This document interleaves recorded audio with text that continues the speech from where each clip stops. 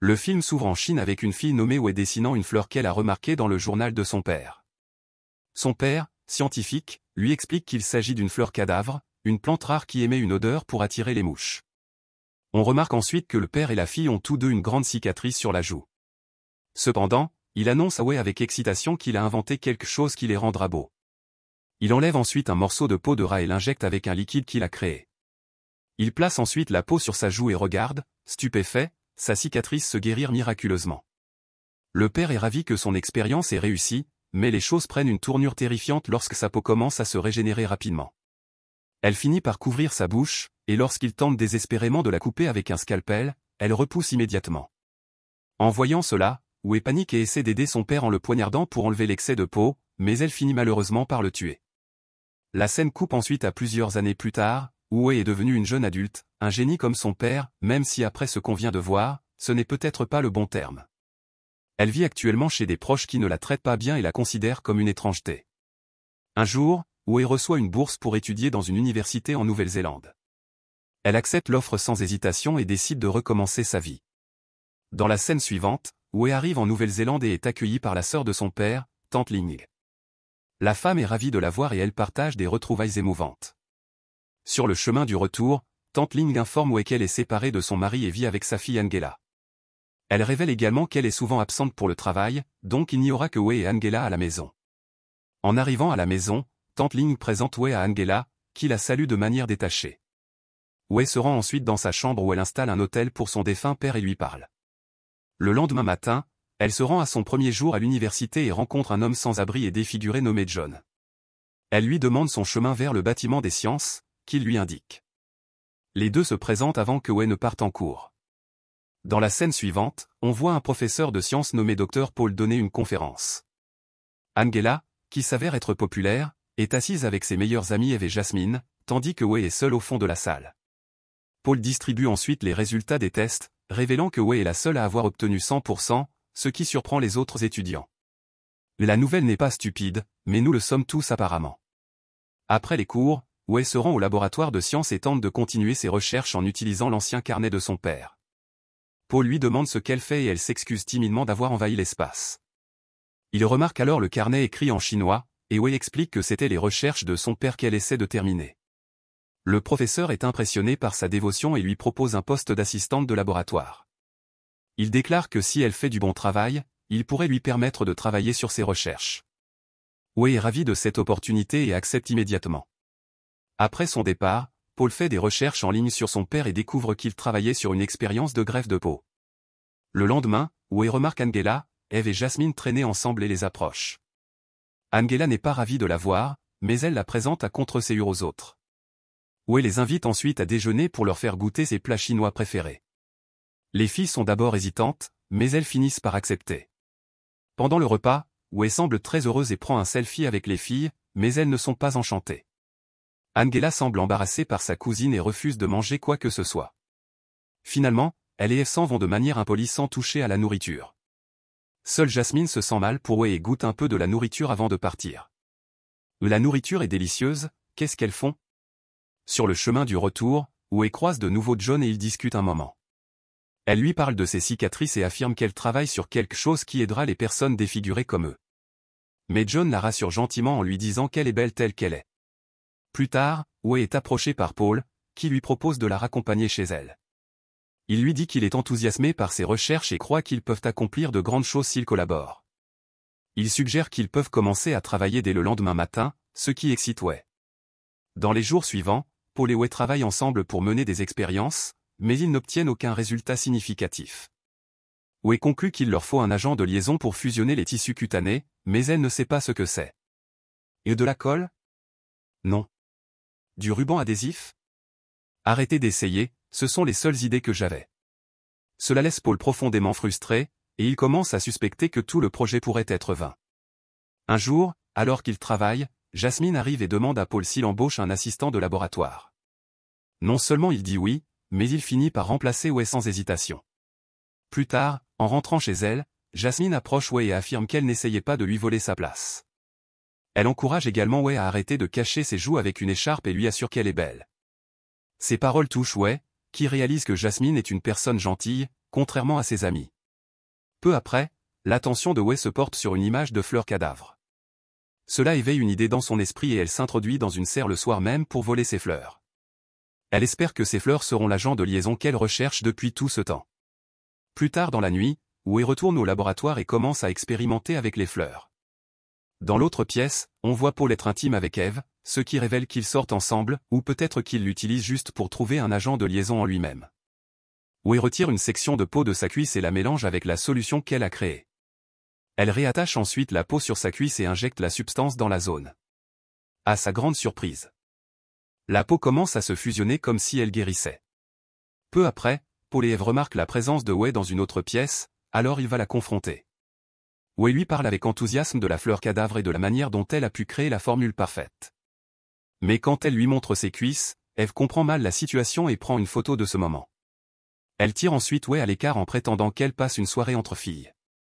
Wei laisse accidentellement derrière elle le journal de son père dans sa précipitation. Paul le remarque et appelle un ami pour demander de l'aide afin de traduire les écrits. Quelques instants plus tard, Angela reçoit une photo d'Eve montrant Wei en train de montrer ses cuisses au professeur. Cela la met en colère et elle se précipite immédiatement chez elle pour confronter sa cousine, mais ne la trouve pas. Ailleurs, Eve emmène Wei dans un endroit isolé et la réprimande pour avoir essayé de séduire son petit ami. Wei insiste sur le fait qu'elle n'a pas ce genre de relation avec Paul, mais la fille arrogante n'y croit pas. Eve laisse alors Wei abandonné au milieu de nulle part et s'en va en voiture. Des heures plus tard, Wei rentre enfin chez elle à pied et trouve Angela, furieuse, l'attendant. Elle est dévastée de découvrir que l'hôtel dédié à son père a été détruit. Angela accuse ensuite Wei de coucher avec le professeur et refuse d'écouter la moindre explication.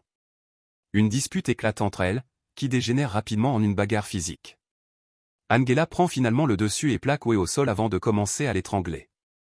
Dans un acte désespéré de légitime défense, Wei attrape une baguette posée à proximité et la plante dans l'œil d'Angela, ce qui finit par la tuer. Dommage qu'elle ne soit pas naïve et ignorante comme les autres, sinon elle n'aurait pas su comment utiliser ça. Après coup, Wei regrette immédiatement ses actions mais se dit qu'elle peut encore arranger les choses. Elle traîne Angela jusqu'à la salle de bain et enlève une fine couche de peau de son visage. Elle l'injecte avec la substance qu'elle a créée, puis l'applique sur son propre visage. La substance fait effet et elle subit bientôt une transformation, prenant l'apparence d'Angela. Ces fleurs sont vraiment puissantes. Wei est ravie de voir son nouveau visage et commente à quel point elle est devenue jolie. Lorsque tante Ling rentre à la maison, elle suppose que Wei est sa fille et ne soupçonne rien. Wei est fière de ce qu'elle a accompli et décide de vivre en tant qu'Angela à partir de maintenant. Le lendemain matin, elle se rend à l'université en prétendant être Angela et profite de sa nouvelle popularité et de l'attention qu'on lui porte. Elle traîne avec Eve et Jasmine, qui ne remarquent rien d'inhabituel. Wei utilise accidentellement un mot de 3 syllabes à un moment donné, mais heureusement, ses amis ne comprennent même pas ce qu'elle dit. Après les cours, Wei sort avec le petit ami d'Angela dans un endroit isolé dans les bois.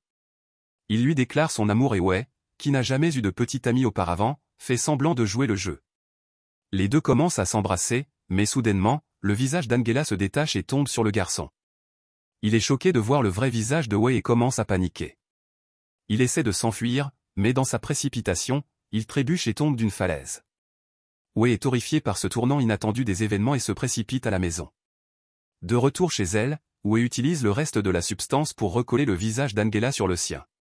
Elle se rend alors compte que le liquide est presque épuisé et cherche désespérément le carnet de son père pour recréer la formule. Elle ne le trouve nulle part et finit par conclure que Paul a dû le prendre. Wei appelle plusieurs fois le professeur, mais il ne répond pas. Cela lui fait comprendre qu'il a l'intention d'utiliser la formule de son père et de s'attribuer tout le mérite de l'invention. Le lendemain, Wei a une idée et invite Eve chez elle pour une soirée pyjama.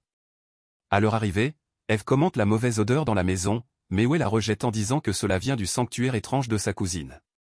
Eve réalise vite que quelque chose ne va pas et dit nerveusement qu'elle veut partir. Mais Wei saisit soudainement un objet et tente de lui fracasser la tête avec. Terrifiée, Eve s'enfuit à l'extérieur et se cache dans l'étang devant la maison. Cependant, Wei la rattrape et plonge une perceuse dans l'eau avant de forer dans le crâne d'Eve, la tuant horriblement. Ensuite, Wei enlève la peau d'Eve et la place sur son visage. Elle se teint même les cheveux en blond pour lui ressembler. Le lendemain, à l'université, Wei remarque plusieurs policiers à la recherche d'Angela après que son petit ami a été retrouvé mort. Cela la rend nerveuse et elle retourne immédiatement à la maison. Le soir, Wei découpe les corps des deux filles et les jette dans l'étang. Elle vérifie ensuite le téléphone d'Eve et découvre la photo compromettante prise quelques jours plus tôt dans le laboratoire. Wei envoie immédiatement la photo aux autorités du campus, affirmant que le professeur couchait avec une étudiante. Cela ruine complètement la réputation de Paul et il est licencié. Cependant, il n'est pas trop déçu, car il est sur le point de faire une découverte scientifique révolutionnaire qui pourrait changer le monde. Dans la scène suivante, Paul est vu en train de travailler sur la substance et, après plusieurs tentatives, il parvient enfin à obtenir la formule idéale. Il envoie ensuite un message à sa petite amie Eve pour l'informer de son succès. Paul l'invitait à venir célébrer, sans se douter que c'est Wei qui a lu le message. Peu après, Wei, déguisé en Eve, visite sa maison à la recherche du journal de son père. Paul prend une bouteille de vin coûteuse d'un compartiment caché, et Wei remarque où il garde ses objets de valeur. Pendant qu'il est distrait, elle ouvre le compartiment et découvre une fiole de la substance qu'il a créée. Elle prétend ensuite avoir mal à la tête et quitte rapidement la maison avec la fiole. Plus tard, Paul sent que quelque chose ne va pas et vérifie le compartiment. Il est choqué de constater que la fiole a disparu, mais ne s'inquiète pas trop, car il a encore le carnet. Il rassemble ensuite les indices et comprend que la fille d'avant n'était pas Eve, mais Wei. Elle devait simplement porter son visage. De retour chez elle, Wei enlève son déguisement et redevient elle-même. Elle est bientôt visitée par Jasmine, qui est inquiète de ne pas trouver Angela ni Eve. Wei prétend qu'elles sont parties pour une soirée pyjama, et Jasmine la croit facilement. Cependant, lorsque cette dernière ouvre le réfrigérateur pour prendre une boisson, elle est horrifiée de trouver la tête mutée d'Eve. Avant que Jasmine ne puisse réagir à cette vision terrifiante, Wei lui enveloppe la tête de plastique et l'étouffe à mort. Quelque temps plus tard, Paul arrive à la maison et trouve Wei en détresse.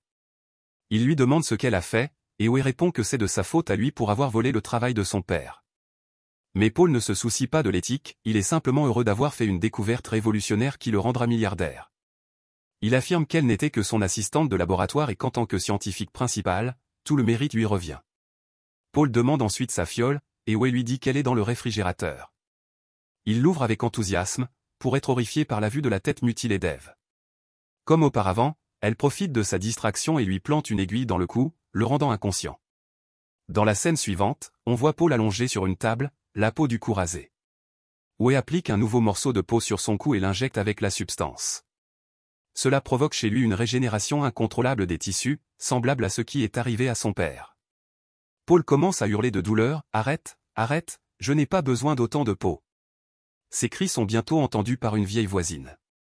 Wei insère alors une paille dans sa gorge pour le maintenir en vie pendant qu'il est lentement consumé par la peau qui se régénère. Peu après, la voisine arrive chez elle et est horrifiée de voir Wei torturer Paul. Heureusement, elle parvient à s'enfuir avant que la psychopathe ne puisse l'attraper. Maintenant que sa couverture est tombée, Wei décide de s'enfuir. Elle court sans but à travers la ville pendant que la police commence à la poursuivre. À un moment donné, Wei se retrouve dans une station de métro sans savoir où se cacher. Par chance, elle croise John, le sans-abri qu'elle avait rencontré devant son université. Elle le supplie de la cacher sous sa couverture, et il accepte de l'aider. Cependant, dans sa précipitation, la fiole que Wei transporte se brise, renversant le liquide. Celui-ci réagit avec leur peau et provoque une fusion grotesque de leurs deux corps, les laissant soudés ensemble. Dans la scène suivante, on voit que du temps a passé, et Wei, accusé de multiples homicides, est toujours introuvable. Les corps d'Angela, Eve et Jasmine sont découverts, tandis que Paul est laissé dans un état critique. Un soir, Tante Ling, toujours en deuil, remarque quelqu'un dans la rue qui ressemble à Wei. Elle arrête la fille, mais est déçue de découvrir que c'est quelqu'un d'autre. Tante Ling remarque alors un sans-abri dans un parking avec une couverture sur la tête. Il s'avère être un hybride horrifiant de John et Wei, avec 4 yeux et des traits placés de manière dérangeante. La vue effrayante fait hurler Tante Ling, qui s'enfuit en courant alors que le film se termine.